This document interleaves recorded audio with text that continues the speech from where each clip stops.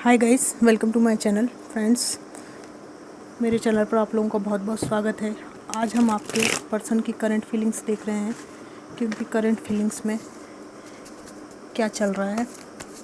Divine ancestor master spirit guide, मुझे बताइए कि मेरे व्यूअर्स के पर्सन की करंट फीलिंग्स क्या हैं। फ्रेंड्स, एक जनरल कलेक्टिव टाइमलेस रीडिंग है। जब भी आप देखेंगे रेजोनेट करेगी।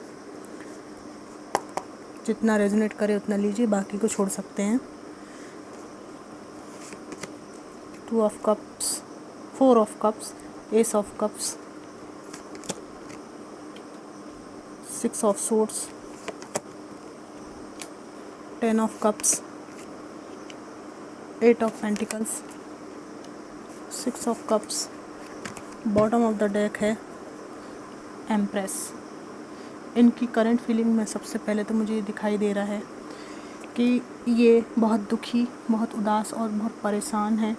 इनको ऐसा लग रहा है कि इन्होंने अपने जीवन में अच्छे अच्छे रिश्तों नातों को खो दिया अपनी गलतियों की वजह से, और आज ये अपनी पिछली पास्ट की गलतियों पर पछता रहे हैं और उन गलतियों के बारे में सोचते रहते हैं कि कैसे मैंने उस टाइम चीज़ों को, बातों को, रिश्तों को नहीं संभाला और कैसे मैंने सब कुछ हरा भरा होने के बावजूद भी खो दिया। और यहाँ पर आपकी एनर्जी भी आई है। इनको ऐसा लगता है कि आप जैसे डिवाइनली गाइडेड और बहुत ही ज़्यादा प्योर एनर्जी वाले इंसान को इन्होंने खो दिया है। ये अच्छा नहीं हुआ है, ये सही बात नहीं हुई है, ठीक है। और यहाँ पर ये भी दिखाई देता है कि इनको लग रहा है कि आपके मन में बहुत असीम प्रेम था इनके प्रति, लेकिन इन्होंने फॉर ग्रांटेड लिया और सब कुछ खो दिया। इतना टॉक्सिक बिहेवियर आपके साथ किया गया कि आप खुद ही इनसे हाथ छुड़ाकर, इनसे दामन छुड़ाकर चले गए। हालांकि आपको प्रेम था इनसे, इसलिए आपने कई दफ़ा इनको मुड़कर देखा, कई बार इनके साथ रहने का प्रयास किया, लेकिन आप ऐसे घायल हुए थे कि दोबारा आपने लौटने की कोई गुंजाइश है, ये इन्होंने आपके मन में ये बात छोड़ी ही नहीं कि कोई गुंजाइश आप अपने मन में सोचें या कोई उम्मीद करें। इस तरह से आपको घायल कर दिया। इनकी करंट फीलिंग में इनको वो समय याद आ रहा है जब इनके साथ आपका इस तरह का रिश्ता था। और यदि आप इनसे शादी करने वाले थे और किसी कारण से रिश्ता टूट गया, तो इनको लगता है कि ऐसा परिवार आपका इनके साथ होता, पर सब कुछ बर्बाद हो गया। और यहाँ पर ऐसा भी दिखाई देता है कि किसी और जगह मैरिज करने के लिए इनको प्रपोज़ल आया था और इन्होंने आपको रिजेक्ट करके वहाँ पर मैरिज की है, और वहाँ पर ये सुखी नहीं है, उनके साथ इनकी अंडरस्टैंडिंग नहीं बैठती है। इनको ऐसा लगता है कि इनसे वॉक अवे करने के बाद आपने ज़िंदगी में नई अपॉर्चुनिटीज़ को देखा है, बेहतर अवसरों को आपने जीवन में देखा है, और आज आपके पास न केवल फाइनेंशियल बल्कि और भी ज़िंदगी में बहुत अच्छी अच्छी अपॉर्चुनिटीज़ हैं, कैरियर में अच्छी अपॉर्चुनिटीज़ हैं, ठीक है। और इनको ऐसा लगता है कि आपके पास आ जाएं, आपसे बात करें, आपको कुछ गिफ्ट दें। आपके और इनके बीच में मुझे यहाँ पर एज डिफरेंस दिखाई देता है। एम्प्रेस की एनर्जी में आपको देखते हैं कि बहुत प्यारे इंसान, बहुत सबसे प्रेम करने वाले, काइंड हार्टेड, और एक वाइफी या हस्बैंड मटेरियल को इन्होंने रिजेक्ट किया है और इस बात का इनको पछतावा है। अपने आप को बहुत स्टक, बंधा हुआ, दुविधा में महसूस करते हैं। जहाँ भी हैं खुश नहीं हैं। ये आपके पास बहुत तेज़ी से आना चाहते हैं, बात करना चाहते हैं, पर यहाँ पर इनकी एनर्जी आज भी बच्चों जैसी बचकानी है। ये रातों को सो नहीं पाते हैं, काफ़ी सोच विचार किया करते हैं, आत्ममंथन करते हैं ये क्या हुआ, क्या होना चाहिए था। दूसरी ओर ये देखते हैं कि आपने इनसे वॉक अवे करके जीवन में बहुत बेहतर किया है, बहुत बेहतर कर रहे हैं, और इनको ऐसा महसूस होता है कि जो कुछ भी हुआ वो बहुत ही ज़्यादा ट्रेजिडिक था, अच्छा नहीं हुआ, ठीक है। तो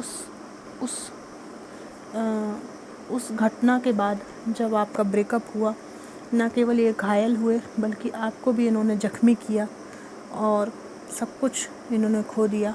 और जिनके बीच में बच्चों का इन्वॉल्वमेंट है, तो इनको ऐसा लगता है कि आप अपने बच्चों के साथ इस तरह से घुल मिल गए हैं, इस तरह से रहने लगे हैं कि इनको तो आप भूल ही गए हैं, इनको तो आप याद ही नहीं करते।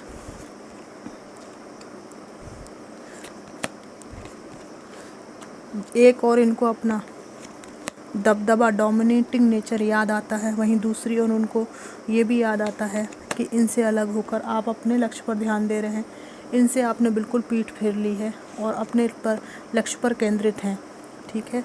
आपके साथ सब कुछ अच्छा ही अच्छा हो रहा है। इनके डोमिनेशन के कारण आप अपना खुद का जो सेल्फ, आपका जो पूर्ण व्यक्तित्व है वो उजागर नहीं हो पा रहा था, बहुत दबे दबे से आप रहते थे। लेकिन इनसे अलग होने के बाद आपने इमोशनली बहुत बैलेंस अपनी ज़िंदगी को कर लिया है, लक्ष्यों के प्रति आपका फोकस बढ़ गया है। पहले आप इनके इर्द गिर्द ही घूमते थे और इनको लग रहा है कि जीवन में आपको अच्छी तरह से अगर ट्रीट करते तो रिश्ता इस कगार पर नहीं पहुंचता। कुछ मैसेजेस निकालते हैं इनके। Will this ever change? जिन परिस्थितियों में फंसे हुए हैं ये कभी चेंज होगी, ये पूछ रहे हैं, क्या ये कभी चेंज होंगे? Will this pain ever stop? क्या ये जो दर्द है, पीड़ा है, कभी ख़त्म होगी? I wish I could be a different person. ये कह रहे थे कि काश कि मैं अलग इंसान होता। Is it over? ये कह रहे हैं कि क्या सब कुछ हमारे बीच ख़त्म हो गया है? I am scared of rejection. ये कहते हैं कि तुम मुझे नकार ना दो, इसका मुझे डर लगता है। It is dark without you. तुम्हारे बिना सब कुछ अंधेरा है। You are so different from everyone around me. अब जिनके साथ ये रह रहे हैं इनको पता चला है कि वो आपके दर्जे के नहीं हैं, आपकी बराबरी नहीं कर सकते, और ये कह रहे हैं कि तुम सबसे अलग थे जिनसे भी आज तक मैं मिला हूँ। I can't talk to you right now. ये कह रहे हैं मैं तुमसे भी बात नहीं कर सकता हूँ, यहाँ थर्ड पार्टी सिचुएशन हो सकती है। I am obsessed with you. ये किसी के हो गए हैं पर आप किसी के हो जाएं, इस बात से ये ऑब्सेस्ड हैं। I can't take it anymore. ये परिस्थितियों को अब झेल नहीं पा रहे हैं, ऐसा इनको लगता। I can't make you happy. पर ये आपको खुश नहीं रख सकते, ये भी ये कहते हैं। और लास्ट कार्ड आया, I can't stop thinking about you. ये कह रहे हैं कि मैं तुम्हारे बारे में चिंतन करना छोड़ ही नहीं सकती हूँ या छोड़ ही नहीं सकता हूँ, ठीक है। यहाँ पर मैं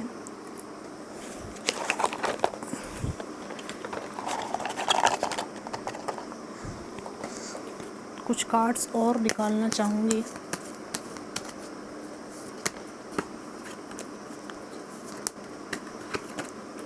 आई can't take it any more.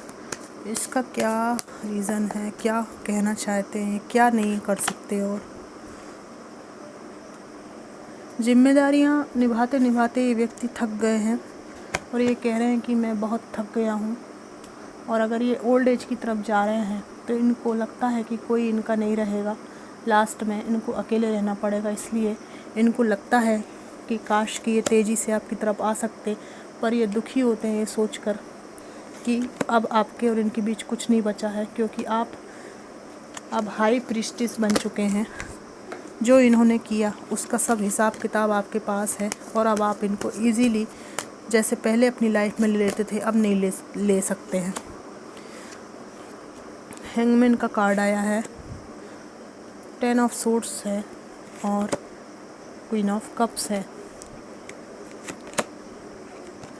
यहाँ पर मुझे ये भी दिखाई देता है कि इनके किसी से अच्छे रिलेशनशिप नहीं बन पाते, समाज में, परिवार में लड़ाई झगड़े होते हैं।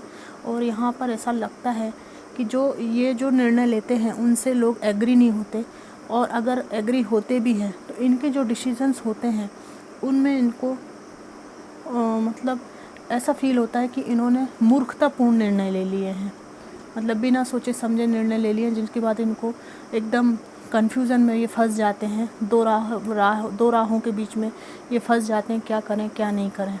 ठीक है, और इनको ऐसा लगता है कि दूसरी ओर आपके मन में इमोशंस बचे भी हैं या नहीं हैं, इस चीज़ को आप रिवील नहीं होने देते, बिल्कुल भी रिवील नहीं होने देते।